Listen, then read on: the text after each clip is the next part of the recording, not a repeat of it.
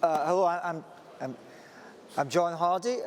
As I introduce myself these days, I used to be John Hardie, the former Chief Executive of ITN. It's my pleasure to lead us through this session. How do you follow the sheer exhilaration of the Piers Morgan Live Act? Well, the answer, as always in television, is with the firepower of talent. And we have quite a lineup for you now. We have the PhD physicist from Imperial College. We have the former chief executive of one of the world's largest television production companies. We have the boss of Channel 4, and we have a technology leader, the founder of the gaming app for television, We Are TV. Yes, of course, all the same person. In fact, our speaker is, according to some accounts, the first female chief executive of 3 companies in media, Shine, The Foundry, and now, of course, Channel 4. So we're going to begin with a short speech, and then we'll have a bit of a conversation. So please welcome now Alex Mahon.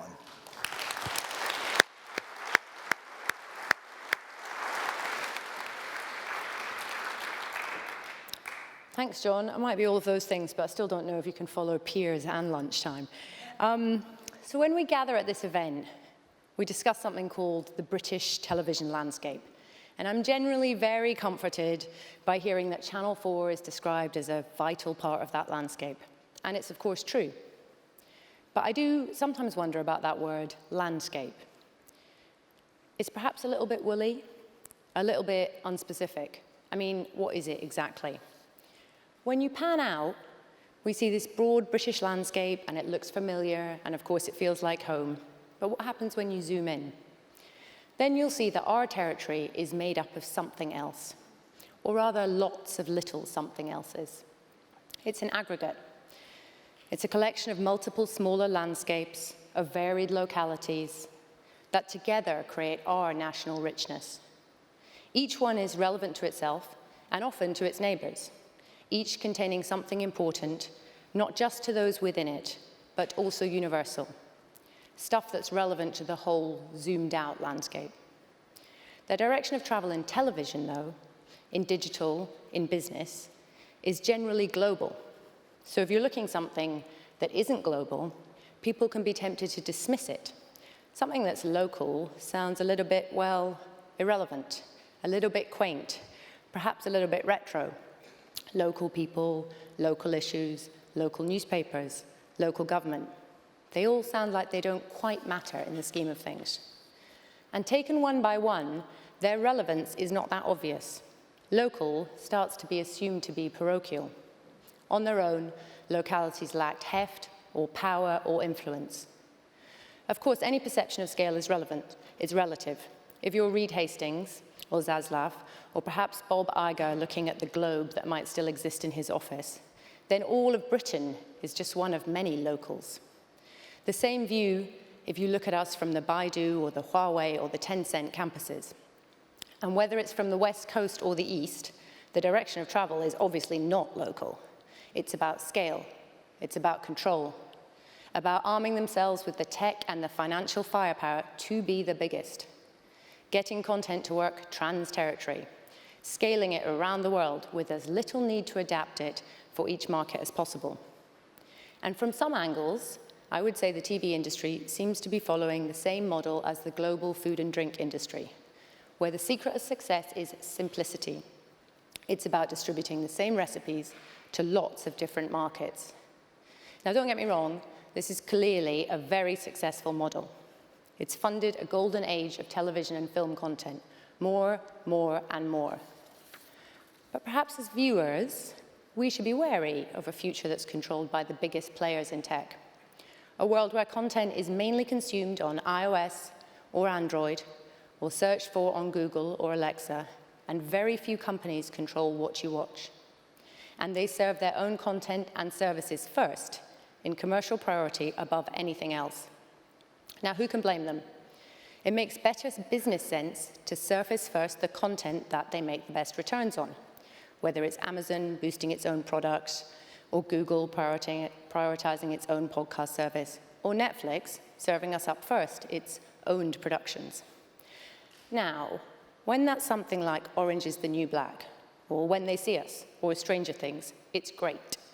When the streamers are good, they're very, very good. But alongside those hero titles, there's an awful lot of the same, whether it's drugs lords, mass killers, real crime, or heist thrillers, a mix that I suspect is not entirely representative of the lives of you in this room. The economics of this trans-territory filler work. Netflix can stitch together one big audience from a set of separate and disassociated audiences in different markets. However, in doing that, they may end up without the content that has piquancy to large domestic audiences. That resonates in a way that's important and big enough to be important to our whole society. The global telly of the future will not be, and isn't being, designed to reflect Britain back to itself, to bring the nation together at particular moments, to inform and educate a particular society, or to care about promoting any kind of social cohesion. At the same time as this, though, in many other areas of the business, the focus of growth is in fact on localism. It's on nurturing the relevance and the appeal of products made with special care and skill in one location, and exhibiting them to a much bigger market. It's a search for universal meaning and universal fascination, even in the smallest places. A return to craft, to the atelier, to the boutique. Craft beer, boutique gin, atelier perfume houses, all of that sounds pretty good to me. Their appeal is vast, and their appeal is growing. And while it's not inimical to growth, it doesn't depend on scale to succeed. Now, those kind of craft products grow because of, not despite, their grassroots foundations, their independence, and the fact that they are embedded in smaller creative communities. The key for them is to expand the appeal of the particular without altering its inherent qualities, and export it beyond each locality to become general. Conserving what makes a product special in its own place while making it accessible to a much bigger place. Now, whether it's beer or television, I think that the antidote to blandness is to find relevance. Relevance in a different set of values: innovation, distinctiveness, experimentation, diversity. Those values can bring relevance. Now, if this sounds a familiar list, it is. These things, of course, are part of the Channel 4 remit. They are our reason for being, and they are a constant through all of our history. Channel 4 exists to find the new and the unknown, the unheard voice, the unrecognized face, and the untold tale, and to give them a national platform and to turn it into part of the mass market conversation, especially with young people. We remain one of the very few organizations who can take something or someone we've never heard of and take them from obscurity to national visibility. An organization that has taste and the ability to build and launch genuinely new brands from zero. Now, we often find the content that we create and that we nurture ends up growing and expanding elsewhere, like Black Mirror or Top Boy, or The Circle is now doing on Netflix.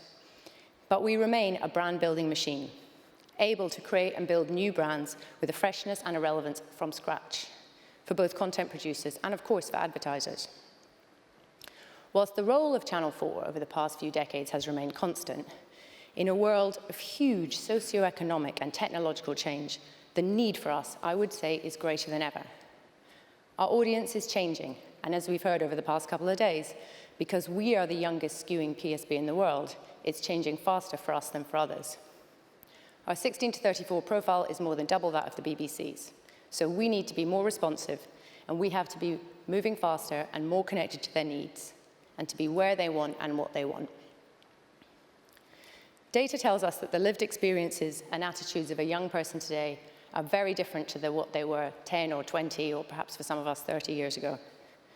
What is most striking from all the research we see is the level of uncertainty felt by the current generation of 16 to 25-year-olds.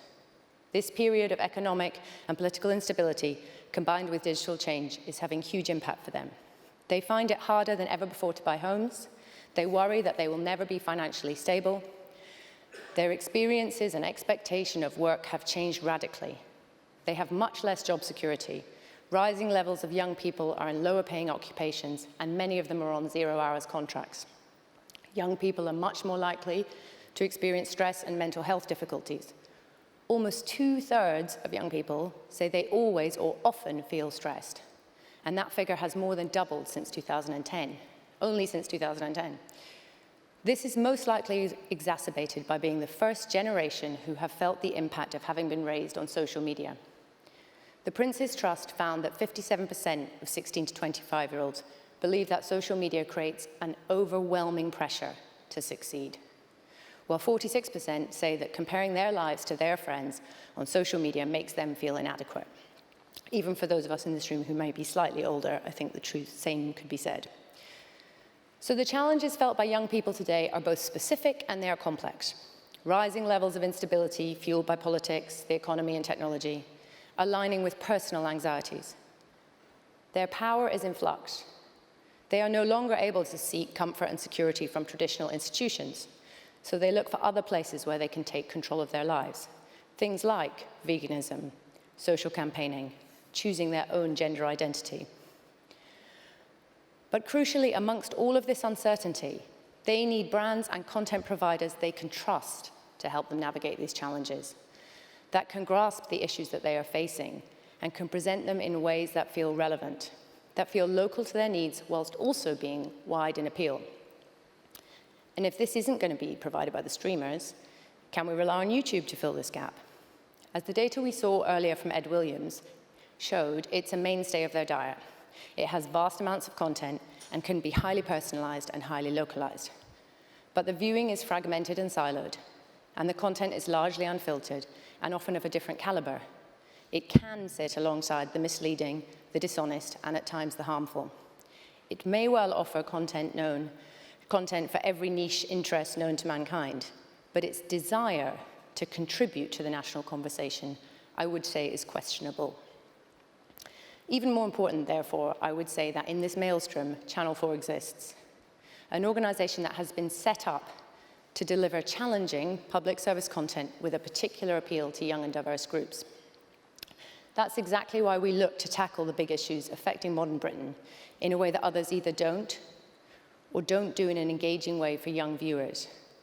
That might be homelessness with our recent 60 Days on the Street, mental health in comedies like This Way Up or Flowers, gender identity with Genderquake, or perhaps Hollyoaks, which has tackled all of those subjects and a lot more in the UK's only soap targeted at young people, and which to my great delight was rightly crowned Soap of the Year this year.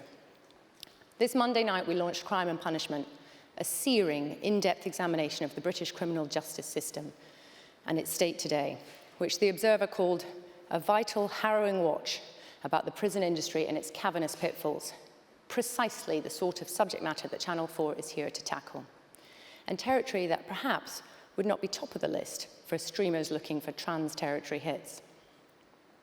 And what about the biggest intergenerational issue of our lifetimes, Brexit? As well as keeping viewers informed on the award-winning Channel 4 News, we've offered viewers greater analysis and broader views in programs spanning our program genres, from Channel 4's acclaimed drama, Brexit, the Uncivil War, to an upcoming comedy from Kieran Hodgson, looking at how we got into Europe in the first place and what that tells us. The global SVODs, by comparison, could never be expected to take the decision to commission a swathe of programming looking at Brexit across multiple genres, given the low likely demand for that content outside the UK.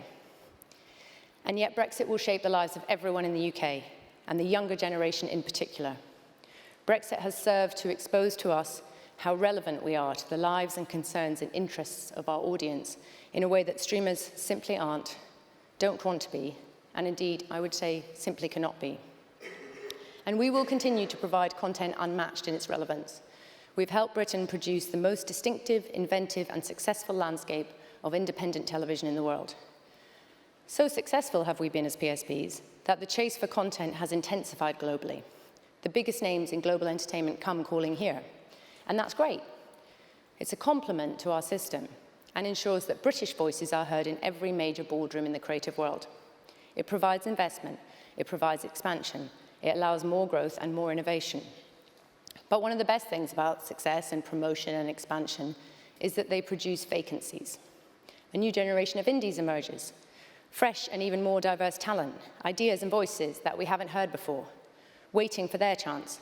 And Channel 4's role is to be there to discover them, to support them, and to give them a nationwide voice, wherever they're from. Channel 4, therefore, must be more than a remote observer of the UK. And that's precisely why we're opening our new bases in Leeds and Glasgow and Bristol this autumn, and we're increasing our investment and our presence in the nations and regions. Being part of a new landscape of innovation and risk is not just what we enjoy, but it's what we were made for. Yet we were not made to be inward-looking. Parochialism is an anathema. We were made and instructed by the UK Parliament to have as much impact socially as possible and be as connected as we could be. Look at our show Dairy Girls. On the face of it, a comedy set in the middle of the Troubles in 1990s Northern Ireland doesn't seem like natural territory for a comedic hit. Yet it was a national hit, our biggest comedy in 15 years, and it has a universal resonance, which is now making it a hit internationally. And so, at a time when our young audience is changing faster than ever, we're moving quickly and more nimbly to partner with others so that we can deliver more from our content and our distribution, from our marketing and from our advertising. Collaboration with Sky has helped us keep Formula One on free-to-air television and will enable us to allow more addressability for advertisers. Collaboration with Pact and with Indies has delivered a new terms of trade deal with benefits for both producers and viewers. And working with Indies means that we can move very rapidly as tastes change. And collaborating globally, of course, with filmmakers and distributors has helped Film 4 films pick up a mere 19 Oscars in the past decade. In our future, I see us deriving the benefits, not just for ourselves, but for our owners, the British people, of this unique ability to be both authentically local, powerfully national, and genuinely international. In this age of Brexit, there is much criticism of being inward-looking. But if you don't reflect people's lives to them by entering their own personal landscapes and drawing the universal out of them, what do you get? You get us and them. And over the last 2 days, we've seen the challenges facing the industry in the hard data that the RTS excels in. The new and expanded landscape provides opportunities that we should celebrate, but if we want British television to be both relevant to and trusted by our audience, then we must continue to cherish and support public service broadcasters. They are a vital counterweight to the growing concentration of power that is in the hands of just a few tech behemoths. And they increasingly want to decide what we read, what we watch, and what we listen to.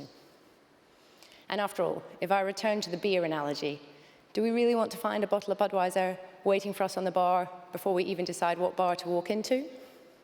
Personally, I'd rather the craft beer and a bit of choice. Thank you very much.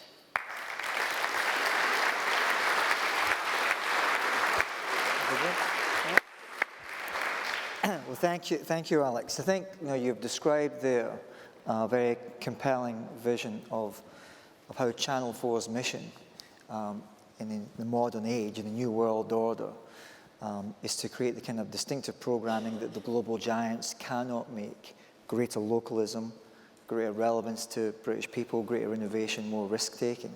But let me suggest to you that kind of heartland Channel 4 mission will be more challenging for you than perhaps for any of your predecessors, certainly in the last decade or beyond.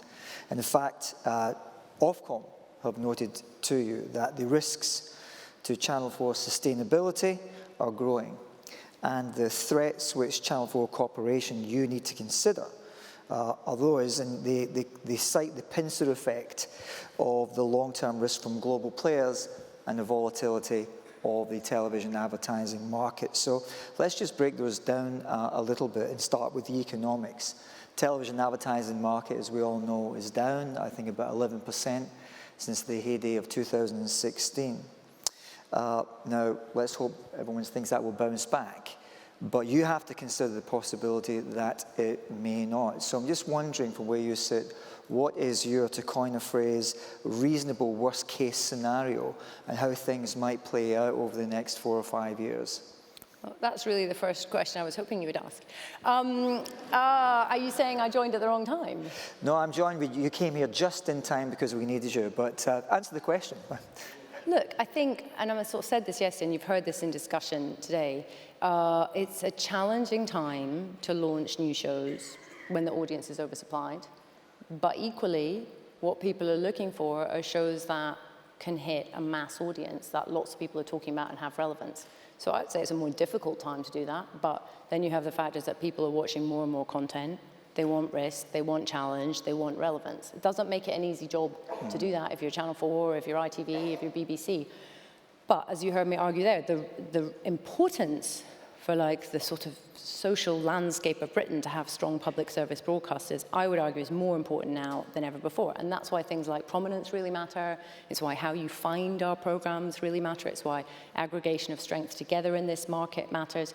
I wouldn't say that's an easy time to do it, but I would say it's probably a more important job. Look, on the market, TV advertising is still loved by a lot of advertisers because it has brand building relevance, because it reaches a mass audience, because it's proven, because it is safely and trustworthily measured, because you know it hits people. There are many, many case studies and think box data that show that. That market's tough at the moment. Brexit isn't helping that. But at the same time, we've got double-digit growth on the digital side of the business. So for Channel 4, that means we have to push harder on digital because we've got a younger audience that's changing faster. Indeed. But as fast as you develop, and I think your digital advertising increased by 11%, it's now 14% of your revenue, so it needs to grow pretty fast. Growing by 18% last year. 18% last year. If it's to keep up with the possible decline in TV, classic linear TV advertising decline, who knows what, it's more difficult for you than for any of your competition because they can avail themselves of strategy of diversification. They can expand internationally, they can make acquisitions, they can have their own production bases, they can really exploit your IP. Now, given the difficulties... Are you saying I should go and join one of them? But I'm going to ask you is that over the next, maybe not next year, but over the course of the next 5 years as you continue this job, surely with all the changes in the global market, Channel 4 cannot no longer have one arm tied behind its back. It's time to free up. I mean, Nicky Morgan said broadcasters need to be fleet-footed. So shouldn't the regime be liberalized so you're more able to develop commercial revenues to invest in all this remit programming? I think that the sort of question, and the Secretary of State touched on it, is what is government and Ofcom doing to help the public service broadcasters, not just Channel 4, it's just that we face this first, in order to ensure that the conditions that are put upon us to be public service broadcasters, the number of hours of this you have to do or of that you have to do, or the kind of way we're regulated, comes hand in hand with the benefits of protection of how you source our content. So the EPG regime was developed 20 years ago. That's the last time the legislation was updated. And at this stage, as broadcasters, we have no protection for how our content is sourced on a Amazon streaming Fire Stick, on a Samsung smart television, on any other device that you might use to bypass an EPG and access content. That's the biggest win we can have in terms of regulation. You heard Sharon White set up here yesterday also saying that Ofcom's recommending that. There's not a lot of business going through Parliament right now, as you may have noticed, but that is the most important change we could get. I'm not necessarily asking for less regulation on us, I'm asking for assistance to ensure that our framework is up to date for the digital age. And if we wait 3 years or 5 years for that, we will have walked into an age where public service broadcasting has declined in this country. But you mentioned the fact, that you're a fantastic brand building machine, and you've helped, famously companies, programs like Black Mirror go onto the international platforms. Shouldn't you be able to participate in, even if those producers decide to leave you having made them famous? Shouldn't you be able to participate in the long-term wealth that you've helped to create? Look, we have a rights deal with PAT and with Indies and Suppliers where we do participate in them. We just don't participate to the same level as if we owned all of those producers. But on the other hand, we're not weighed down with the baggage of having to run a large production department as part of that. It's very different for an organisation like us that doesn't seek to make a profit as someone who does. So the main issue about diversification for us is about exposure to the advertising market. It's not necessarily about rights ownership and that we're missing the profits of rights ownership. Okay. Now you talk about the importance of developing new talent as a primary role for Channel 4, but obviously in 2018 there was the amount of new programming on the evening schedule reduced by about a quarter, and the number of brand new producers you commissioned from reduced by 29%. That was 2018. Again, demonstrating the challenges of you balance commercial needs against your role there. Is it getting better in 2019? Are we going to see a turnaround in those kind of areas? Well, I think what's our job is to be able to make sure that the barriers to entry for new talent in the UK television sector are low, where that new talent is new presenters, new writers, new directors, new indies. It's very important that we create a route for access for them. And I would say that we continue to do that. And I would say that particularly the deal we struck with PAC makes sure that we both have what we need in order to do that. The numbers were down for two reasons. One is we stopped doing digital only. I know you will have read the annual report. We stopped doing digital only commissions. So that was one big factor. Inevitably, as you expand successful shows, you heard Kevin Ligo talk about that yesterday, as you expand successful things because they work for longer, and even though that takes hard work to nurture them, that means there's less space for the new things, and we've got to get the balance of that right to make sure there's enough new titles. But when you see the new titles we've done this year, like the past month we've had Sink or Swim, Kathy Burke's All Women, the Jade documentary, we've obviously got Bake Off's back, The Circle, that's a massive risk we took last year, but that's a huge reality show that's coming back in success for a second season this year. I think we've got the balance of that right, but you're right, it's always worth keeping an eye on, do we hit those numbers, and do a lot of new indies get to come in the door? Yeah. Okay, move on to a different subject. This is a challenging time, and you've turned up at an incredible moment. In fact, you said in the annual report, following several years of heightened political scrutiny, which led to the biggest organisational change in our history. So I just wonder if it feels great to finally have the Tories off your back, which leads me to the McTaggart speech. So the head of Channel 4 News and Current Affairs, Dorothy Byrne, has been praised, even celebrated, as making maybe one of the best McTaggart speeches in a decade. Very powerful account of sexism, personal account in industry, and a searing attack on politicians. And in the course of that, Dorothy also compared the Prime Minister to Vladimir Putin and asked, what do you do when a known liar becomes Prime Minister? So, you know, that's Dorothy's way of expressing it. But there are some people now saying that Channel 4 is now back in the crosshairs of certain Tories who now find themselves in the ascendancy. And as we speak, somewhere somebody is writing a draft of a Queen's speech. You no concern at all that the beast of privatisation might rear its ugly head again? So it was great to hear the Secretary of State talk about Channel 4 yesterday and how she commended us on where we were going in terms of our regional expansion and praising us for stuff like putting the cricket on free to air. So that's a very positive position to be in with our stakeholders. I don't think that goes to privatisation, is there? No. And Dorothy, as you say, gave a sweeping and very powerful and highly commended McTaggart. And you know, what I think is good is Channel 4 is back in trouble for the right reasons, right? For making risky programming, for making new things, for making, you know, British Tribe Next Door, which is coming up, which is all over the press before we've even done it, for going to select committee to be asked about programs that are on the edge of innovation and complexity. Those are the kind of things that we should be in trouble for, or causing headlines for, and I'm really glad we're doing that. Thank you. I think that, I mean, we are kind of running down, but I haven't got to the subject of diversity, but I feel I should go to the audience and give an opportunity for at least one question. So would someone in the audience like to ask Alex a question? If not, I will quickly. No, I mean, in which case I will, if I may, which is on the subject of diversity. They're recovering from Piers Morgan. I know you're kind of cautioned to submission. So, in Channel 4 has been at the leading edge of promoting diversity for decades, and I've worked with 3 chief executives over a period of time, lots of initiatives. And yet, as Sharon White says, for the industry, no discernible improvement. So why is it you think that despite all the efforts, particularly, I'm talking about organisational diversity, you know, about 12% of the people working for Channel 4 in the senior levels are from a BAME background in a city where 40% of the population is BAME. What's gone wrong, and what are you going to do to really make a difference in the future? Well, if you read the report, Channel 4 is up, right, on BAME, on social mobility, on 57% women, on 11% disability, right? So that's great, we're like top of the industry, excellent. But your question, I think, is much more interesting than that, which is what's happening. And the issues that are happening in the industry are not at entry level. If you look at all the stats at entry level, lower quartile, people coming into the organizations, there are no issues whatsoever in the aggregate of the stats, although there may be individually for people. The issues are all about in the middle of the organization, and they are to do with progression. And that is, in general, across whatever the unrepresented group are, and obviously at senior echelons, it tends to be women also who are unrepresented. The issues are about people who are the same making the decisions about who progresses. So all of our, and the prejudices that are inherent in that and the biases that are inherent in that. So a lot of the work that we have to do as leaders is to make sure that we change the middle of the organization.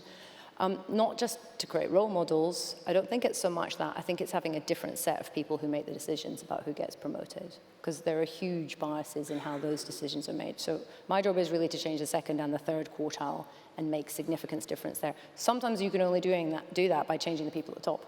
Okay. You know, so it's not as simple as bringing a load of people on the bottom. That will never change. You know, okay. So I would say that's the biggest issue that we face, and that's a huge, through your recruitment process, through your promotion process, so how you give people opportunity, how you do your talent map, and that takes a bit of time, but I totally agree with Sharon, that's the biggest change that needs to happen culturally within our organizations. Okay, well, thank you very much. I'm afraid we have run out of time.